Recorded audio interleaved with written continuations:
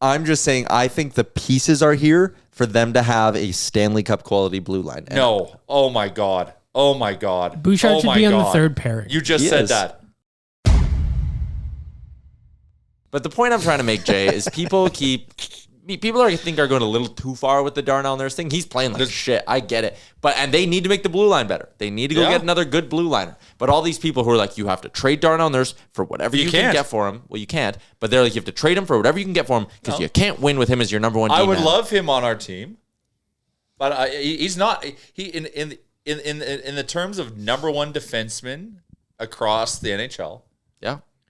Like, sure, he had that year in the COVID year, the shortened season, where he was almost a Norris candidate. Like, he played off his head. Last year, in the last month and a half of the regular season, he looked like a $9 million D-man. You know what makes me sad, Chalmers? You know who's a $9 million D-man? Roman Josi. I would argue Roman Yossi a $12 million D-man, if we're being honest. Okay, thank you for proving my point. He's a $9 million defenseman. Yeah? There you go. You know what makes me sad, Chalmers? That's where our expectations should be. Yeah, but now you're for $9 million. But it's not Darnell Nurse's fault to get paid $9 million. So then what are you getting at? Conundrum. Why the fuck do you make him an offer for $9 million? Well, sure, but if we're talking about the moment and this team trying to win a Stanley Cup this year, that's done. He is signed. Of course. You can't trade him. That's stupid. But he can't. But okay, so now we have to build around him. He's still we're stuck with him. Yes. So we need to improve our defense around him. Yes, and that's we're making the same point. Are we? Because anytime I say we should bolster our D, you saying no, the D need to play better. They do need to play better, but we're not. We've been saying it for 32 games. We're not going to get the same results. Darnell Nurse is better than this. He showed us last season down the stretch. He can make a bit of. Can he improve? Yes. He hasn't in 32 games yet, though. Evan Bouchard last season was better than this. Maybe last year was an exception for Evan Bouchard. Have you thought about that? That's not. No, I won't believe that. Okay. Well, I don't buy it. We have a 32 game sample size. Okay, and I have a sample size from last year that proves my point. Yeah. Okay. But I'm saying there is regression. But if to the milk mean, was right? good and now it's bad, it doesn't get back to good. No. He's not milk. He's a human being. Our debate is where's the mean. You're saying last season's the mean. I'm saying this season it might be the mean. That still doesn't change the fact that he needs to play better. So so use my argument. Say this season's the mean. So last year he had a really good year. He played above the mean. Now he's regressed to it. So you don't think Evan Bouchard? Play better? You think this is who Evan Bouchard is? I am well documented having concerns. I know. I am concerned about him defensively. And what are we worried about him right now? His defensive play, offensive upside off the charts. Let's fucking insulate him. Then we're not insulating him. What are we doing? He should be doing. We're putting him with Broberg. Like what the hell are we doing? How come that kid can't stay healthy? By the way, yeah, that's weird. I'm just saying I think the pieces are here for them to have a Stanley Cup quality blue line. No. Oh my God. Bouchard should be on the third pairing. You just said that. But we have a Stanley Cup caliber blue line. No. That's what you just said. No. You didn't let me finish. You cut me off. We have the pieces to have a Stanley Cup quality blue line. If they go out and get a real good lefty, a real good left-handed D-man, this blue line's there. We need two pieces. I don't like the right side either, really. We need two pieces on the blue line. I think that Barry and Bouchard are too similar. Or we need Skinner to keep standing on his head, and we do one piece on the blue line, and we address our forward depth. Yeah, I think a part of it, too, it's team defense to an extent. So I can play with the one piece. Yeah. But we have to focus on the forwards. Last year, this blue line with Darnell Nurse playing on one leg almost got the job done. Was it a function of how good he was playing? No, we saw when he was hurt, people could still get around him. So it wasn't his impact that got us there. It was everything else around him. Yes. You can't say he carried us. Okay, so that's not what I'm saying. Well, it kind of is. No, it's not. What I'm saying is this year, you go out and get an impact lefty, Carson Soucy type, although you're not getting him because Seattle's actually good. And you have the same blue line you had last year, more or less, because now Keith's minutes are replaced by whoever you got at the deadline, and it's a healthy Darnell Nurse.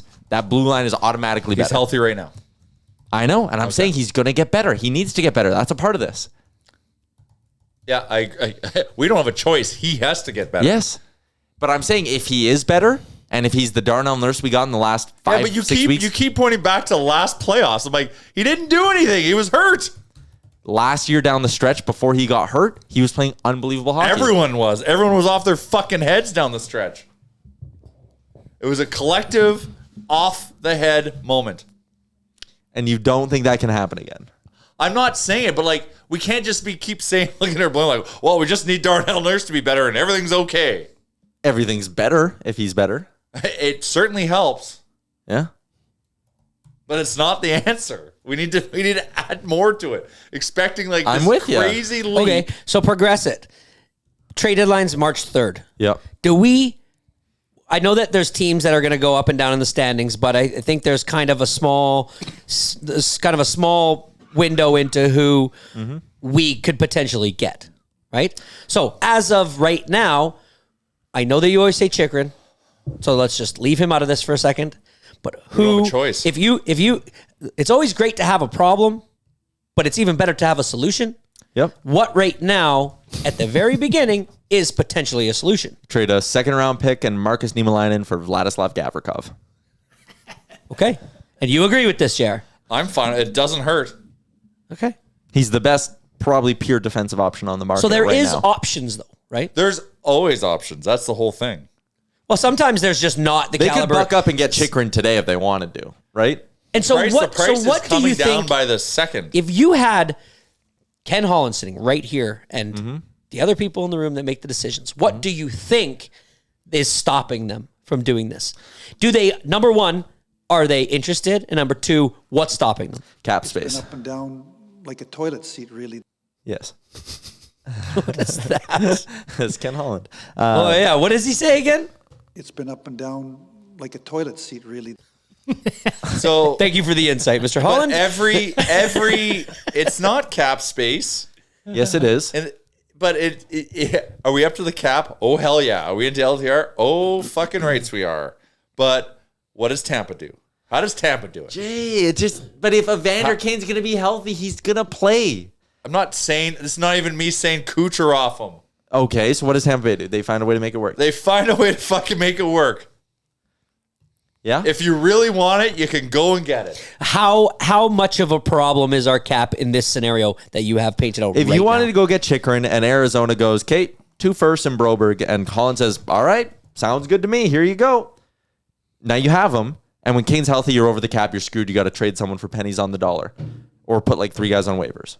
So how do you make that money work right now? Okay, maybe you trade Puljujarvi and bite the bullet and you got to throw in a 4th round pick so someone takes his full salary right now.